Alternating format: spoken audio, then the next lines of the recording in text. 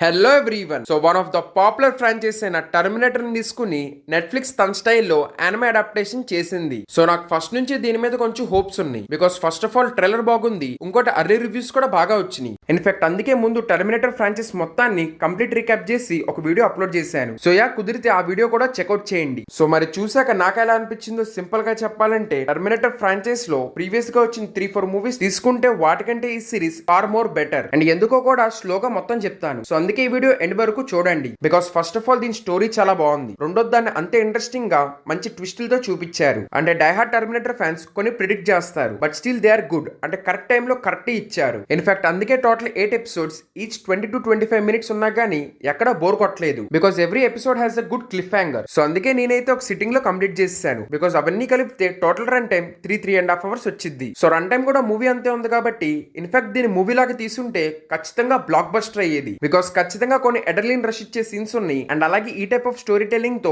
ఈ ఫ్రాంచైజ్ లో ప్రీవియస్ గా ఈ మూవీస్ రాలేదు. సో ఈ సిరీస్ ప్లాట్ విషయానికి వస్తే, ప్రతిసారి మూవీస్ లో లాస్ ఏంజల్స్ లోనే ఫైట్ మొత్తం జరిగినట్టు చూపిస్తారు. బట్ ఈసారి వీళ్ళు డిఫరెంట్ టేక్ తీసుకున్నారు. సో ఈసారి సిరీస్ వచ్చేసి జపాన్ లో టేక్ ప్లేస్ అవుతుంది, కానీ అదే డేట్ లో, which is 29th August 1997. So మళ్ళీ అదే టైం పీరియడ్ కి ఫ్యూచర్ నుంచి స్కైనెట్ ఒక టర్మినేటర్ ని పంపించిద్ది. అండ్ అలాగే హ్యూమన్స్ కూడా ఒక అమ్మాయిని పంపిస్తారు. బికాస్ 1997 లో మెకామ్లీ అనే ఒక సైంటిస్ట్ ఉన్నాడు. అండ్ ఈ place very crucial part in future. కానీ ప్రతిసారి మూవీస్ లో చూపించినట్టు ఫ్యూచర్ వార్ లో ఇతను చాలా ఇంపార్టెంట్, అందుకే ఇతను బతికించాలి ఇలాంటి క్యారెక్టర్ కాదు. This character has multiple layers with interesting story arc. And next action విషయానికి వస్తే, యాక్షన్ లవర్స్ అంతగా సాటిస్ఫై అవ్వకపోవచ్చు. Because throughout the series action లేదు, కానీ ఉన్నంతసేపు చాలా బాగుంది. అంటే మూవీస్ లో యూబే కాబట్టి కొంచెం ఆగుతారు, కానీ సిరీస్ లో అక్కడ ఆగలేదు. Full on chopping, shooting, blood అన్ని డైరెక్ట్ గా చూపించారు. అండ్ ఇంకోటి, టర్మినేటర్ దగ్గర గన్ కన్నా క్రాస్ బో ఉంటది because of some Japanese rules. కానీ స్టిల్ క్రాస్ బో తో పాటు కటానా కూడా ఉండుంటే ఎక్సలెంట్ గా ఉండేది. అండ్ ఇంకోటి నాకు ఎప్పుడు అర్థం కాదు, ఈ ఫ్రాంచైజ్ లో వై పోలీస్ ఆర్ సో డమ్. అంటే వచ్చిన వాళ్ళు చెప్తుంటే వాళ్ళ మాట విని వాళ్ళని జాగ్రత్తగా కాపాడకుండా